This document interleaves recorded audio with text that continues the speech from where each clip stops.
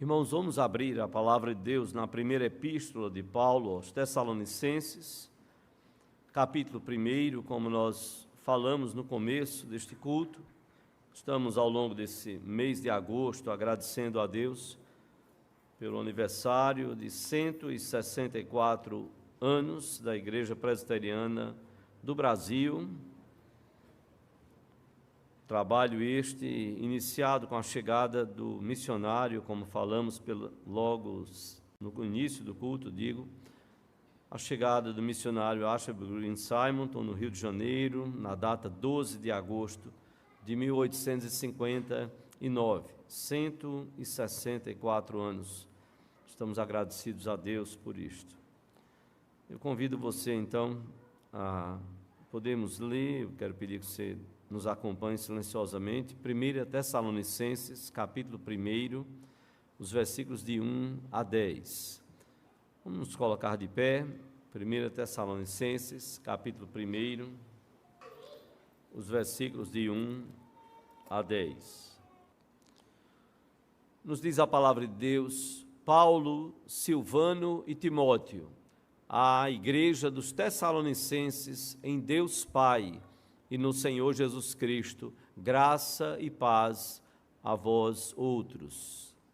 Damos sempre graças a Deus por todos vós, mencionando-vos em nossas orações e sem cessar, recordando-nos diante do nosso Deus e Pai da operosidade da vossa fé, da abnegação do vosso amor e da firmeza da vossa esperança em nosso Senhor Jesus Cristo, reconhecendo, irmãos, amados de Deus, a vossa eleição, e porque o nosso Evangelho não chegou até vós tão somente em palavra, mas sobretudo em poder, no Espírito Santo e em plena convicção, assim como sabeis ter sido o nosso procedimento entre vós e por amor de vós.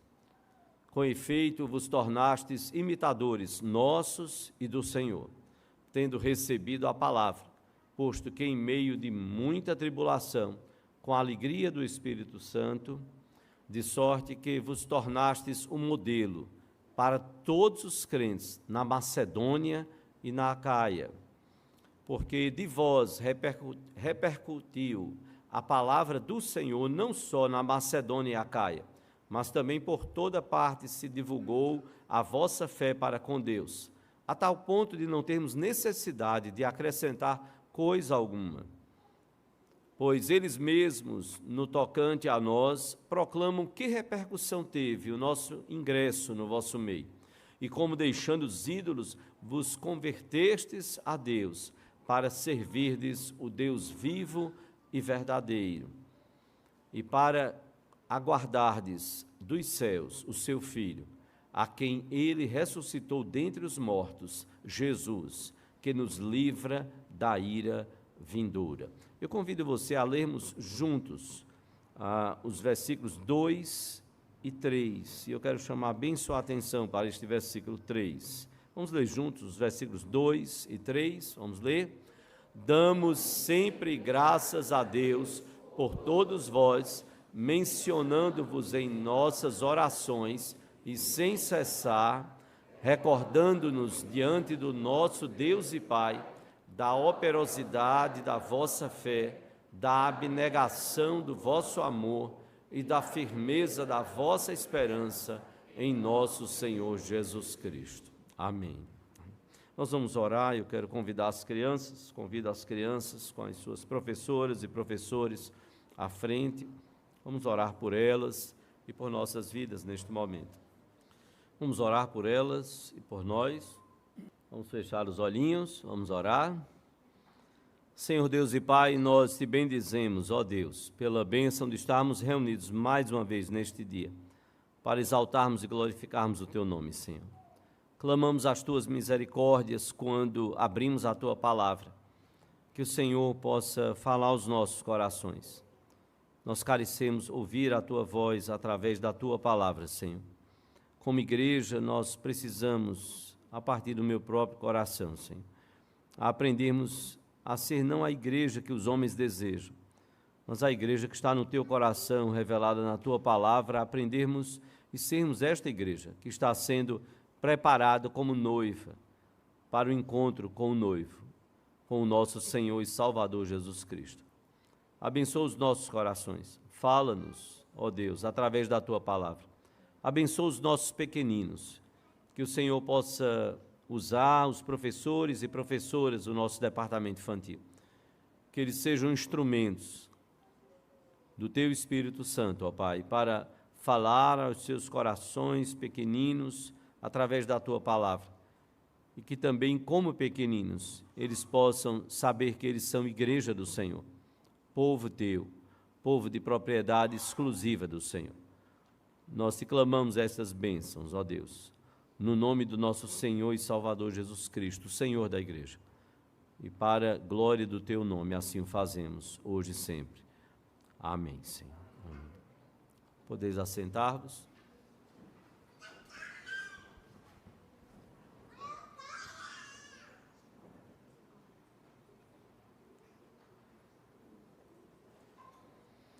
Meus irmãos, para que você compreenda a beleza destes versículos, deste primeiro capítulo, desta primeira epístola de Paulo aos Tessalonicenses, se você puder abrir a palavra de Deus no livro de Atos dos Apóstolos, quando a palavra fala como o Evangelho chegou à cidade de Tessalônica.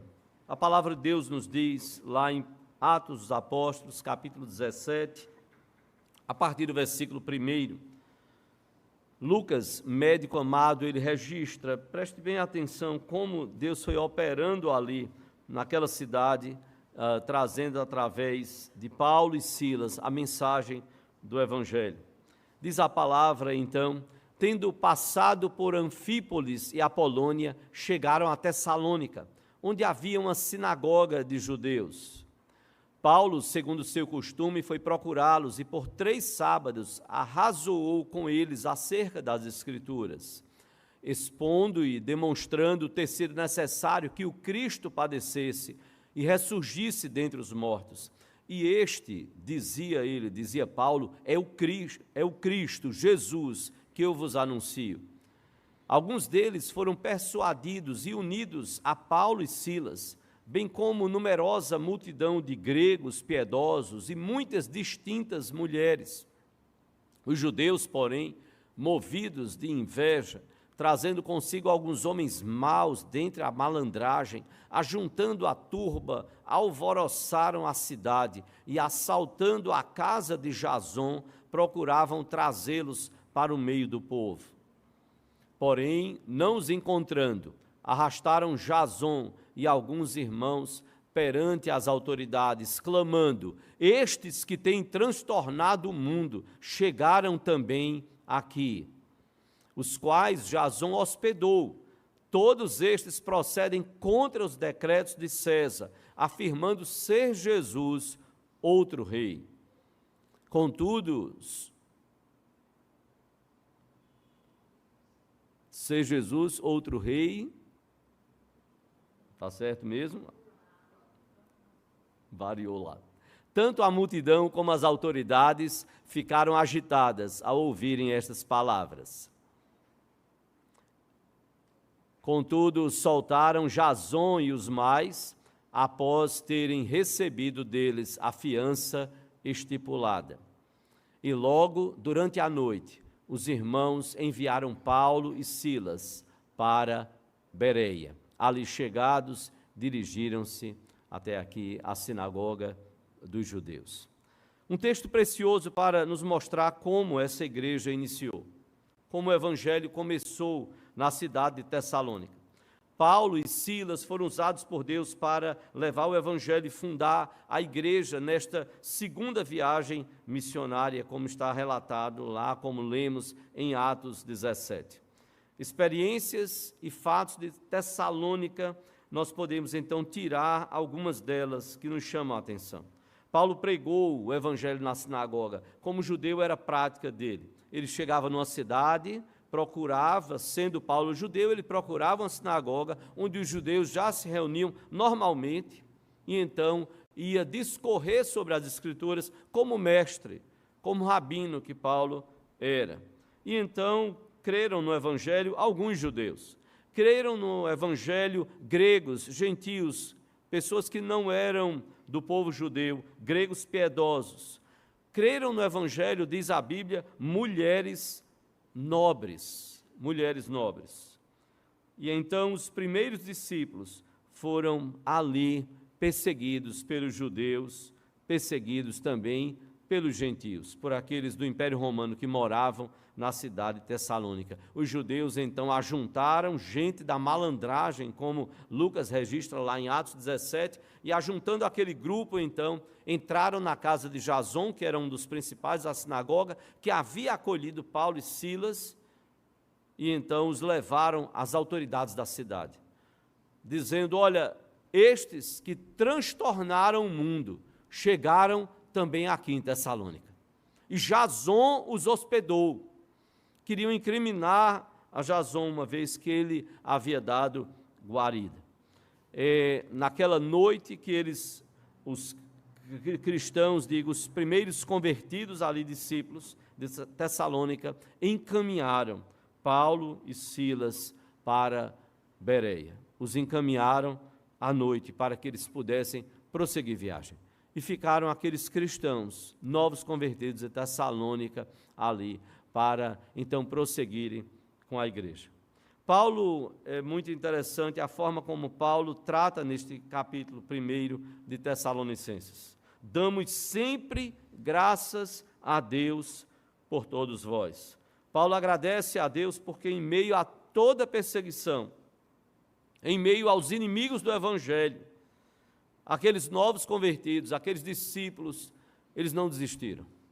A igreja tessalônica permaneceu firme, os anos se passaram, e então Paulo vai e escreve àquela igreja, como um testemunho firme de que esta igreja permaneceu e vingou na cidade de Tessalônica, como ele vai falar nos versículos seguintes.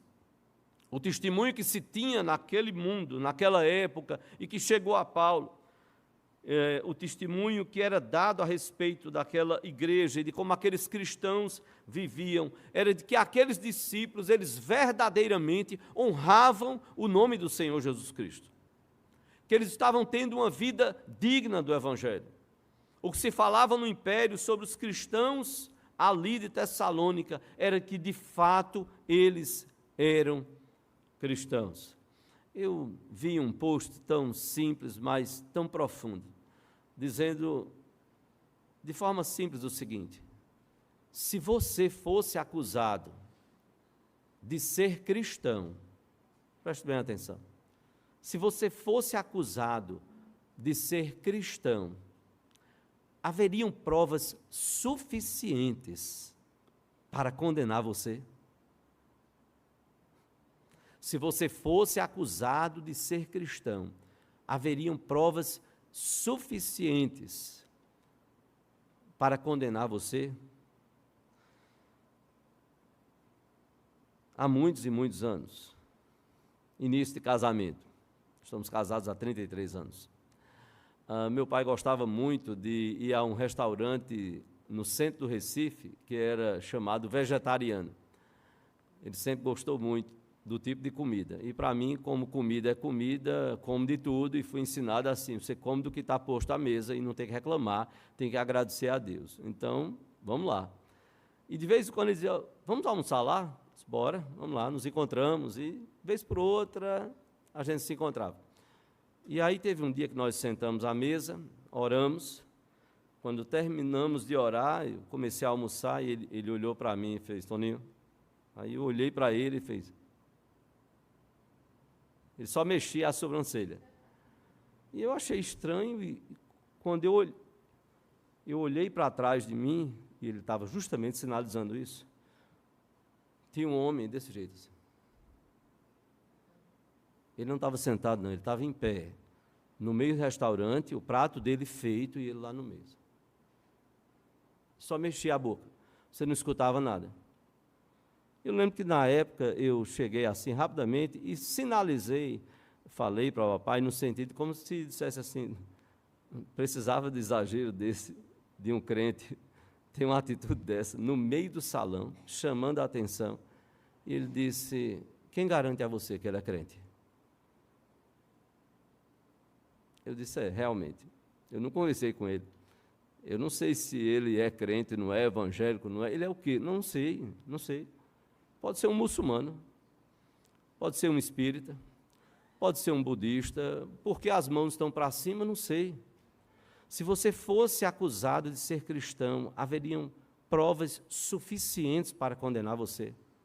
Paulo diz aqui que essa igreja, o testemunho dessa igreja, que esta igreja era verdadeiramente, que os irmãos estavam vivendo de tal forma, abraçaram, receberam o evangelho de tal forma que podiam ser chamados de cristãos.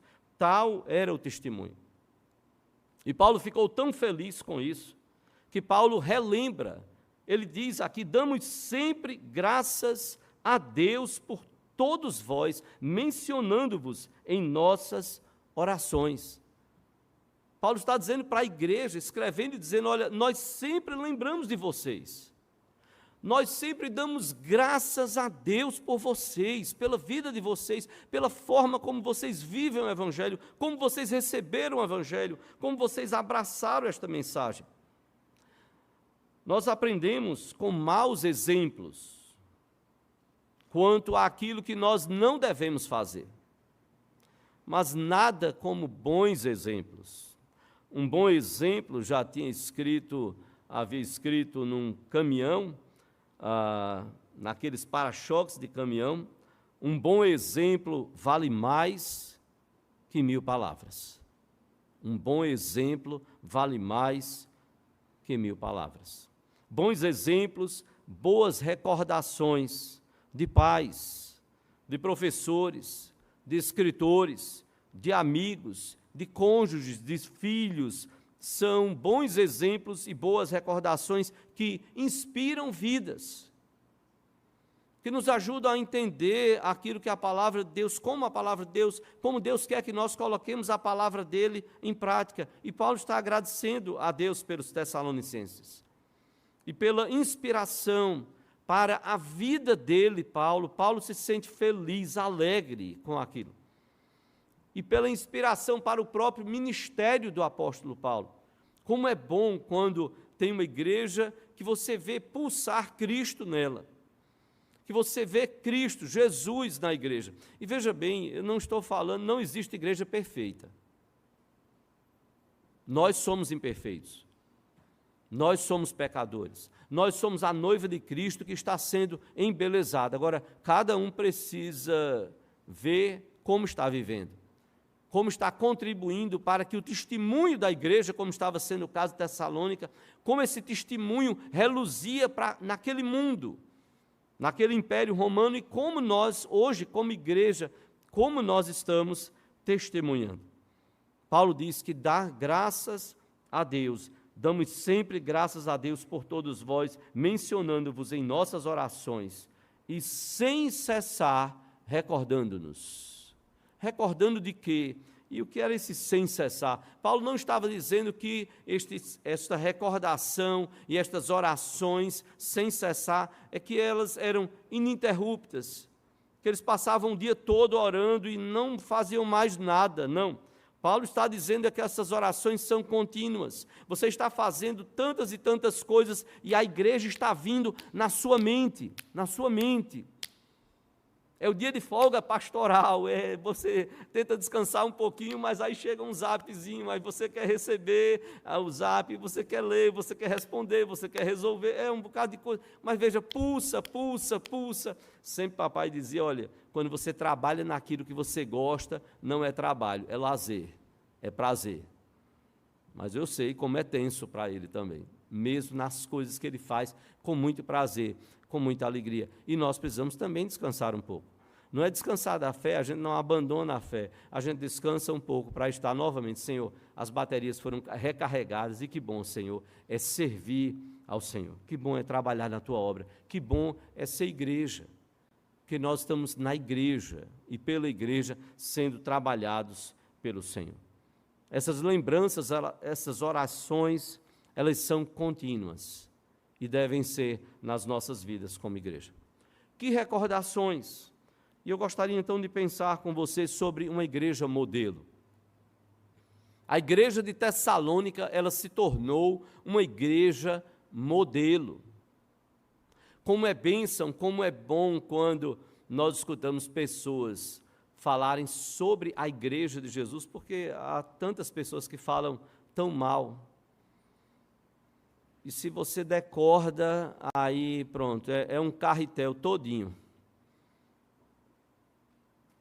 Vai descer poço abaixo sem fim. Falando mal, mal, mal. E você diz, meu Deus, não tem nada bom no corpo de Cristo. Não tem nada bom na igreja do Senhor Jesus.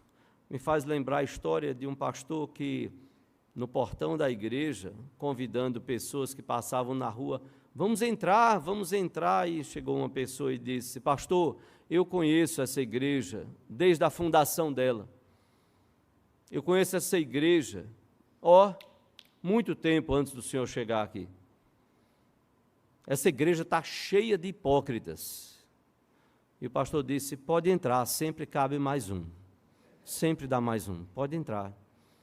Somos imperfeitos, somos pecadores, Deus está trabalhando e precisa, e o Senhor quer fazer isso, trabalhar, não para a gente ser uma igreja cheia de hipócritas, não, uma igreja que está buscando servir ao Senhor, que está buscando viver em santidade, que vai lutar para deixar a hipocrisia, a mentira, o adultério, o roubo, seja o que for, as obras da carne, para viver segundo a vontade de Deus. O que é que trazia alegria ao coração de Paulo e deve nos trazer alegria? Uma igreja modelo, ela se faz, como diz Paulo aqui, por uma igreja que tem uma fé operosa. Veja o que está no versículo 3. Paulo nos diz, recordando-nos diante do nosso Deus e Pai, da operosidade da vossa fé.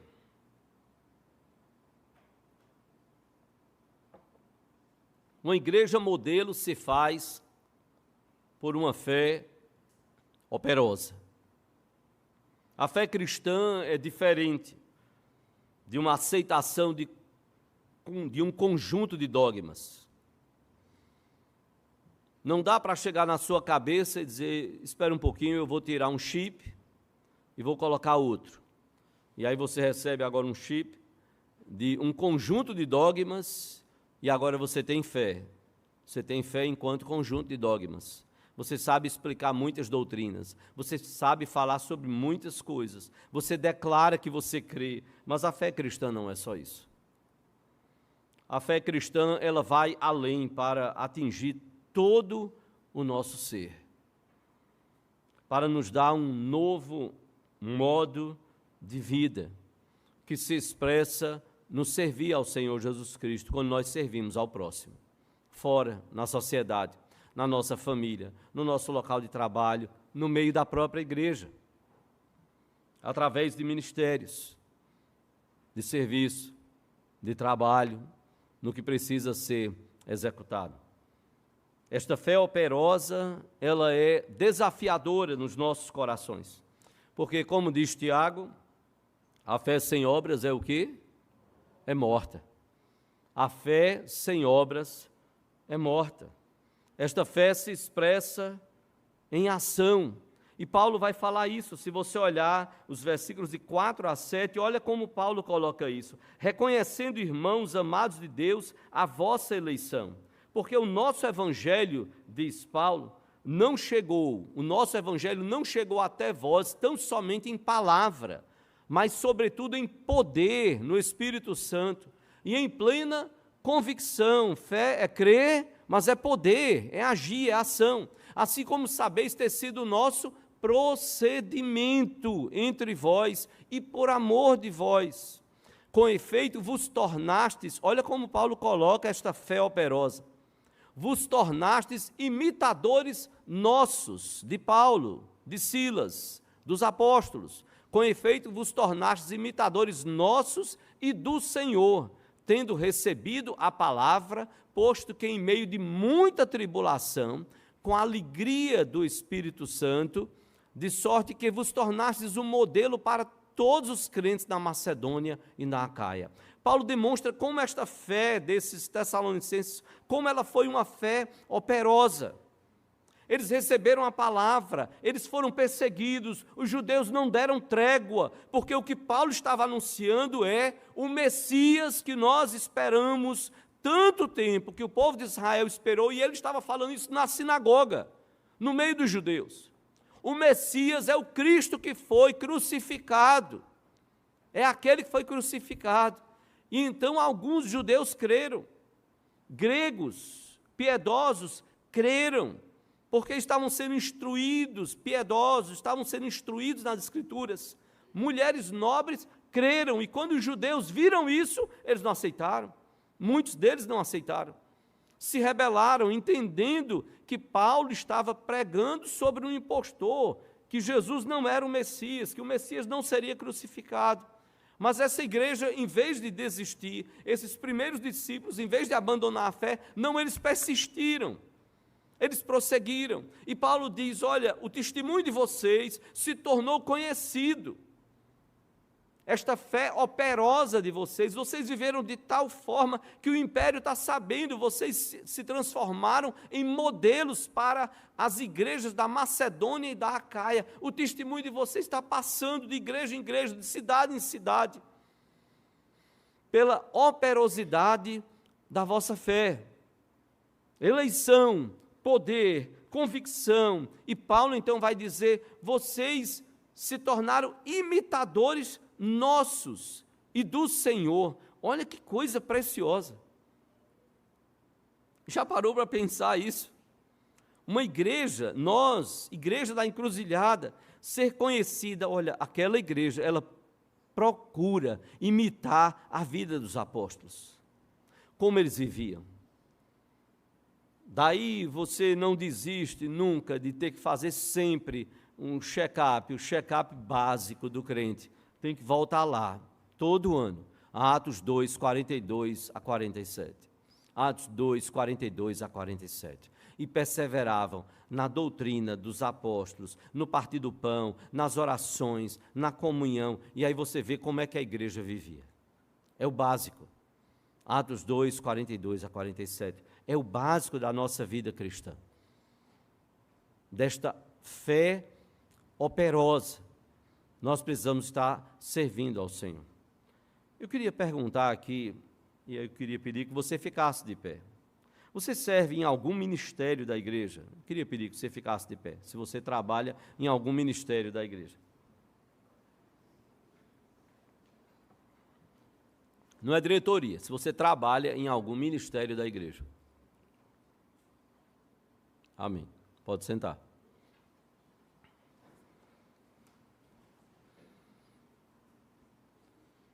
Que desafio é vivermos esta fé e servirmos. Coro da igreja é ministério. Grupo de louvor é ministério. Som, iluminação é ministério. Projeção é ministério. Ministério de casais, trabalho de casais, do SCC, congresso de adolescentes é ministério. Ministério é serviço. Se nós servimos, se nós temos prazer em servir. Encontrar o nosso lugar de serviço, e tantos outros ministérios que eu nem citei. O próprio oficialato, conselho da igreja, o diaconato da igreja, Ministério de Boas-Vindas, MAD, Departamento Infantil, MEC, são tantos e tantos ministérios, tantas oportunidades para servir. E de repente alguém então diz assim, puxa pastor, eu estou percebendo que a igreja tem necessidade nessa área. E é muito bom quando a gente tem equipe, que é uma equipe muito mais de voluntários, são servos do Senhor. São servos que entendem o seu chamado. Paulo fala desta igreja como uma igreja modelo, por conta da fé operosa desta igreja. São muitas lutas, são muitos problemas, mas quando você encontrar algo que não tem problema sobre essa terra, eu queria ser comunicado. algo que não tem problema que envolva pessoas. Por favor, me comunique, marque um gabinete. Até hoje, 33 anos de pastorado, nunca alguém chegou para dizer: pastor, eu encontrei uma igreja perfeita que não tem problema e eu encontrei alguma coisa neste planeta chamado Terra que isso aqui não tem problema e, pastor, pasme, isso envolve pessoas. Eu vou dizer: você está louco. Tem um campo um lugarzinho bom para você ir, com muitas árvores, muito verde, bem aqui pertinho. Você precisa descansar um pouco. Não existe esse lugar. A montanha de Nárnia, do acampamento, não é Nárnia, não é nem montanha. O leão não é real. Acorde. Acorde. Pastor Jeremias Pereira, à porta da igreja, uma senhora chegou para ele. Imagine o que é você estar para cumprimentar, como fazemos isso, não porque pastor seja importante, não é isso, é atenção a você. É porque é bom a gente cumprimentar, não é? Meu pai às vezes passa um zap e ele diz assim: você está podendo falar? Eu disse: posso. Aí eles ligam, então eu digo: eu vou ligar para você.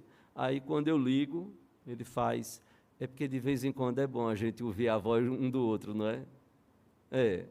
É porque a gente está com tantas mensagens digitadas, às vezes até áudio. Não, a gente quer ouvir a voz mesmo, a gente quer ligar e dizer assim: não é inteligência artificial, não. É gente que está do outro lado da linha falando comigo, é gente.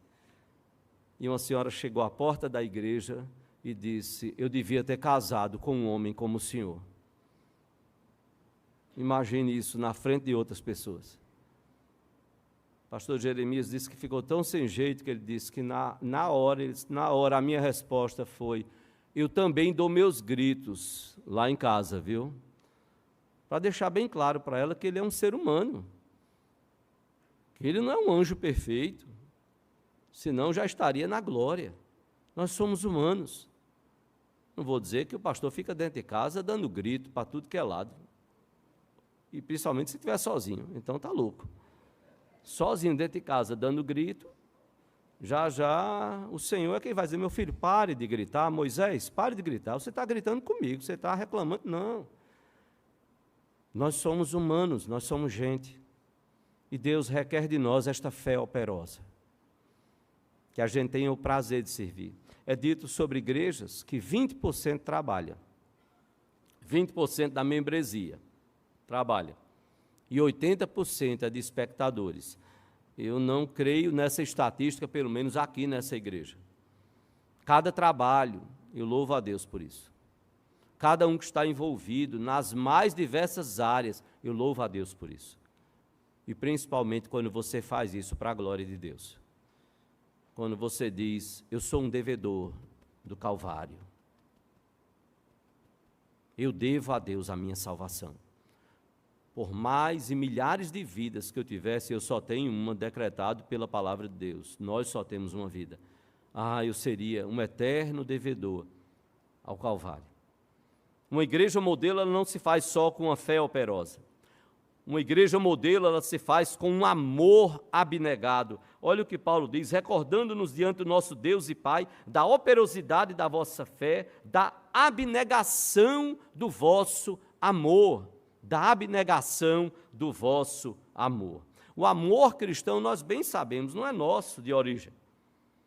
O amor cristão, ele é derramado pelo Pai em nossos corações.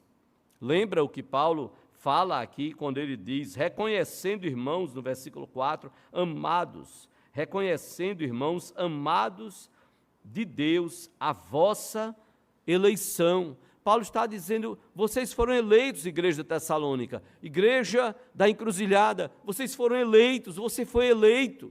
Deus derramou no seu coração amor, e nós precisamos crescer neste amor.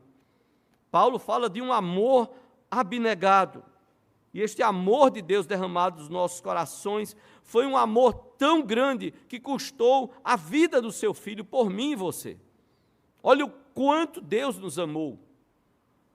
Sai dessa de ficar pensando: eu tenho muito valor, eu tenho tanto valor que Deus mandou o filho dele morrer por mim. Não, seu miserável, você é tão pecador que foi preciso o Filho de Deus vir morrer por mim e você. Tão grandes eram os nossos pecados, a nossa dívida era impagável. Foi preciso o Filho dele morrer na cruz do Calvário, cumprir toda a lei e entregar a sua própria vida, um pagamento que eu e você não teríamos condições de fazer. Ainda que dessemos a nossa própria vida, seria um pecador pagando e não conseguiria pagar. Tão grande foi o amor de Deus Pai, Deus Filho e Deus Espírito Santo, que Deus Filho veio morrer na cruz do Calvário por mim e você. Quando Paulo diz que este amor desta igreja foi um amor abnegado, ele traz a ideia de um trabalho pesado, realizado por afeição e devoção a outra pessoa. Então Paulo diz, olha, nós agradecemos a Deus todos os dias, sempre, recordando da operosidade da vossa fé, sim, mas recordando também da abnegação do amor de vocês. Vocês têm um amor abnegado, devotado, dedicado, não é um amor de palavras, é um amor sacrificial. Como vocês entenderam e receberam o amor de Deus, vocês servem aos outros, vocês nos serviram como apóstolos, vocês cuidaram das nossas vidas, da vida dele, Paulo, e de Silas, vocês encaminharam as nossas vidas para que a gente não sofresse ali no meio da perseguição, vocês preferiram sofrer a perseguição e nos encaminhar para que a gente fosse para outra cidade, pregar o Evangelho, vocês se preocuparam conosco. Isto é um amor abnegado, é de quem trabalha pesado, trabalha por afeição ao outro, trabalha por devoção ao outro. E Paulo então não deixa por menos. No versículo 5, como lemos, Paulo vai dizer, porque o nosso evangelho não chegou até vós tão somente em palavra, mas sobretudo em poder no Espírito Santo e em plena convicção, assim como sabeis ter sido nosso procedimento entre vós, e olha o que Paulo diz, e por amor de vós. Nós amamos vocês. Foi isso que Paulo disse. Nós fazemos por amor a Deus, e este Deus que nos amou, nos impulsiona a amar vocês, igreja de Tessalônica. E é este amor que deve mover a igreja. Se você abrir lá em 1 Tessalonicenses 4, de 9 a 12, Paulo vai falar do amor dessa igreja.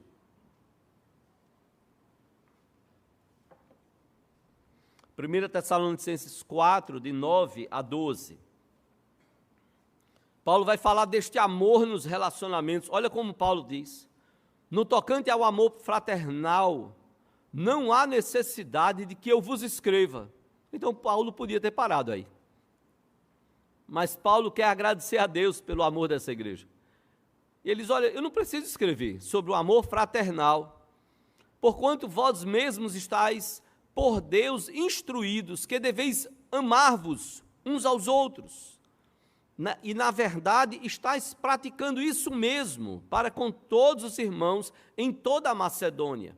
Contudo, vos exortamos, irmãos, a progredirdes cada vez mais.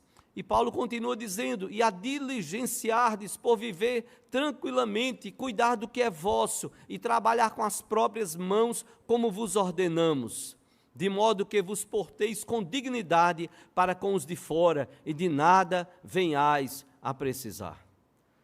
Paulo está dizendo, olha, quanto ao amor fraternal, vocês já se amam, vocês já vivem esse amor, vocês já praticam esse amor. Aí Paulo diz, olha, mas eu preciso só dizer o seguinte, continuem progredindo, cuidado, não parem, não achem que terminou, que está bom demais, que dá para parar por ali, não, sempre crescendo, sempre progredindo, sempre buscando diligenciar, ter diligência, ter cuidado, ter empenho, ter esforço para continuar crescendo nesse amor. Vocês já se amam. Vocês entenderam pela palavra de Deus que vocês precisam viver este amor. Então continuem fazendo isso, porque vocês estão sendo um exemplo para toda a Macedônia. Toda a Macedônia. Que coisa bonita Paulo falar sobre este amor. Que coisa bonita Paulo falar sobre esses relacionamentos.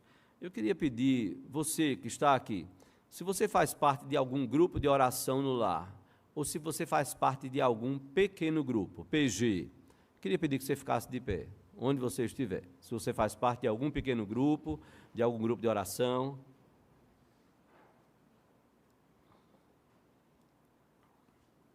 Pode sentar. Quase 2/3 da igreja.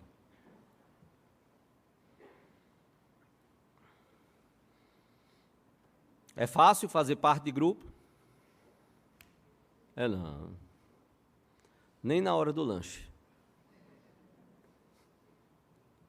Eu não tenho toque não, eu tenho cuidado. Primeira viagem do grupo da Missão Atos, paramos na Serra das Russas, íamos para, se não me falha a memória, para o Brejo da Amada de Deus. Uma viagem mais longuinha um pouquinho do que o normal, de outras cidades mais próximas. Paramos na Serra das Russas, sugestão de alguém do grupo.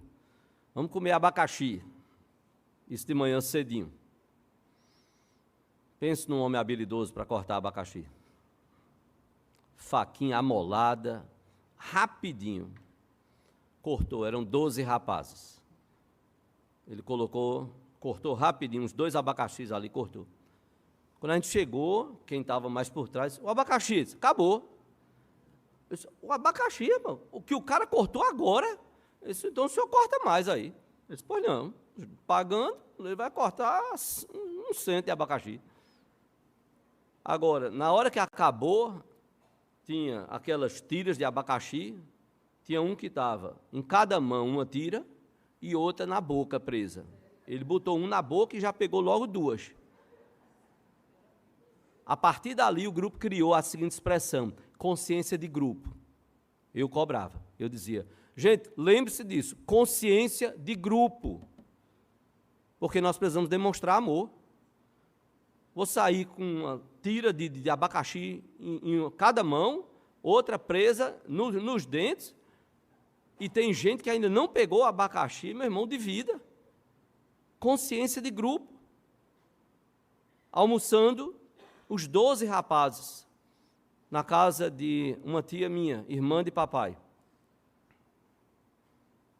Ela observou e tinha várias proteínas, 2 tipos de carne, peixe, a mesa estava farta. Um espertinho, agora tinha um para cada um de cada coisa ali. Um espertinho pegou 2 bifes empanados e colocou no prato dele, fora as outras coisas que ele ia pegar. Mas era um para cada um, então era um bife empanado, se fosse um bife de molho, era um bife de molho e uma tira de peixe. Então você tinha 3 proteínas no seu prato, meu filho. Logo do empanado ele pegou 2. Então pegou de alguém. Minha tia não teve dúvida. Quando ela olhou, aí viu, ela foi lá, pegou um garfo, dê licença, viu? Tirou, e você está sem esse bife empanado. E levou lá. Isso bem feito. Consciência de grupo. Você não aprendeu com abacaxi, não. Era a mesma viagem. Era para ter aprendido no abacaxi, consciência de grupo, tinha para todo mundo. Então eu preciso de amor, de amor. Vai lá o café, eu espero que hoje você tenha passado bem no café do Dia dos Pais, e próximo ano, se Deus quiser, se Jesus não voltar, você vai lá, vai estar conosco para tomar o café. Consciência de grupo, amor abnegado, se preocupar com o outro. É melhor eu deixar de comer e o outro ter. É melhor eu deixar de comer e o visitante ter o que comer. E demonstrar amor, como Paulo diz. Amor abnegado. Mas, por último, Paulo agradece a Deus por algo precioso também desta igreja. Recordando-nos diante do nosso Deus e Pai da operosidade da vossa fé, da abnegação do vosso amor, e diz Paulo, e da firmeza da vossa esperança em nosso Senhor Jesus Cristo. Paulo fala de uma esperança inabalável. É uma esperança que está firme, está firmada no Senhor Jesus Cristo. E como igreja nós precisamos ter isso. Paulo usa essa esperança como uma esperança confiante, de que Deus vai continuar a cuidar do seu povo. Deus vai continuar a dar vitórias. O Senhor Jesus Cristo não foi ninguém quem disse isso. Foi o Senhor da igreja. Eu edificarei a minha igreja e as portas do inferno não prevalecerão contra ela. Há cristãos no mundo que estão morrendo e sofrendo, mas não estão negando a sua fé no Senhor Jesus Cristo. Então eu e você que temos liberdade, pelo tempo que Deus nos conceder essa liberdade, nós precisamos viver intensamente esse evangelho. Precisamos agradecer dia após dia. Senhor, muito obrigado. Não sabemos por quanto tempo, Senhor, mas muito obrigado, muito obrigado. Tem misericórdia, Senhor, daqueles que estão sofrendo por amor ao teu Filho Jesus e não estão negando a fé. Paulo diz que essa igreja, mesmo em meio às dificuldades, mesmo em meio às perseguições, essa igreja estava firme. A firmeza da nossa esperança, diz Paulo, está em Cristo Jesus. Nós prosseguimos porque nós temos uma esperança firmada no Senhor Jesus Cristo. Olha como Paulo coloca isso dos versículos de 8 a 10. Paulo, então, vai nos dizer neste primeiro capítulo, Tessalonicenses, porque de vós repercutiu a palavra do Senhor, não só na Macedônia e Acaia, mas também por toda parte ali do império. Se divulgou a vossa fé para com Deus, a tal ponto de não termos necessidade de acrescentar coisa alguma, pois eles mesmos, no tocante a nós, proclamam que repercussão teve o nosso, de Paulo e Silas, o nosso ingresso no vosso meio, e como deixando os ídolos, vos convertestes a Deus, para servirdes o Deus vivo e verdadeiro, e para aguardardes, olha a esperança viva, aguardardes dos céus o seu Filho, a quem ele ressuscitou dentre os mortos, Jesus, que nos livra da ira vindoura. Paulo está dizendo, olha, nós pregamos o Evangelho, vocês creram, vocês tiveram as suas vidas transformadas, vocês abandonaram os ídolos, vocês deixaram tudo aquilo que era condenável, e vocês continuaram crendo no Senhor Jesus Cristo. A fé de vocês foi divulgada não só na Macedônia e Acaia, mas por toda a parte do império. De tal forma, Paulo diz que eu não tenho nada para acrescentar. Vocês estão agora aguardando que o Senhor Jesus volte. Essa esperança de vocês é viva, é confiante, por causa da promessa daquele que prometeu e falou que virá buscar a sua igreja. É esse mesmo Paulo que vai falar lá em 1 Coríntios, capítulo 13, versículo 13. 1 Coríntios, capítulo 13, versículo 13. Num capítulo chamado o hino do amor.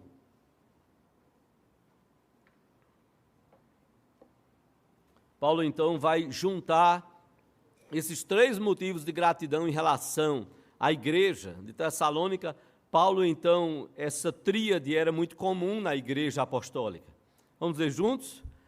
Agora, pois, permanecem a fé, a esperança e o amor. Estes três, porém, o maior destes é o amor. Agora, pois, permanecem a fé, a esperança e o amor. O amor é o maior porque quando estivermos na presença do Senhor para todo sempre, quando estivermos na glória, nós não vamos precisar mais de fé. Quando nós estivermos na glória, nós não vamos precisar mais de esperança. Mas quando nós estivermos na glória, nós vamos ter a presença do Senhor nas nossas vidas. É o amor que vai estar por toda a eternidade. Agora, pois, permanecem a fé, a esperança e o amor. Estes três, porém, o maior destes é o amor. Paulo, então, esta tríade cristã, é então aqui motivo de gratidão a Deus pela igreja. A igreja modelo é uma igreja de fé operosa. A igreja modelo é uma igreja de amor abnegado. A igreja modelo é uma igreja de esperança inabalável. A nossa esperança e confiança está no Senhor. Fé operosa, amor abnegado, esperança inabalável. A nossa oração é que, como igreja, nós sejamos assim. nós sejamos, como Igreja Presbiteriana da Encruzilhada, uma igreja que possa, para a glória de Deus, ser conhecida como uma igreja de uma fé operosa, não só de falar doutrinas corretas, mas de vivê-las. Na prática, uma fé operosa, um amor abnegado, relacionamentos marcados pelo amor. Nós estamos aprendendo a amar uns aos outros. Também uma igreja de uma esperança inabalável. Nós pregamos Cristo. Cristo crucificado, Cristo ressurreto, o Cristo que disse que as portas do inferno não prevalecerão contra a igreja do Senhor. Fala-se que, conta-se na história, um grande pregador considerado o príncipe dos pregadores, Charles Haddon Spurgeon, diz que alguém visitou uma grande igreja em Londres, saiu dessa grande igreja, não aquele, Spurgeon era pastor, visitou essa grande igreja, saiu dessa grande igreja e alguém perguntou: o que você achou dessa igreja? E então esse homem disse: essa igreja ela tem um grande pregador. Não era Charles Spurgeon, outra igreja. Esta igreja tem um grande pregador. E então, em outro dia, esse homem foi à Metropolitan Church, que era a igreja que Charles Spurgeon era pregador, era pastor, e passou muitos e muitos anos como pastor naquela igreja. Esse homem, quando saiu, alguém o perguntou: o que você achou dessa igreja? Veja, era o príncipe dos pregadores, Charles Spurgeon, e a resposta daquele homem foi: esta igreja tem um grande Deus. Esta igreja tem um grande Deus.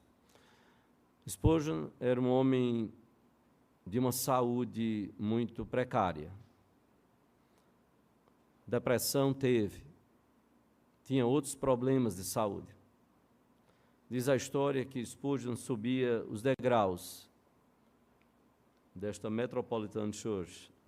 Ele subia e a cada degrau, diz a história, que ele pronunciava as seguintes palavras: eu dependo do Espírito Santo. E ele andava pausadamente por sua própria saúde. Eu dependo do Espírito Santo. Eu dependo do Espírito Santo.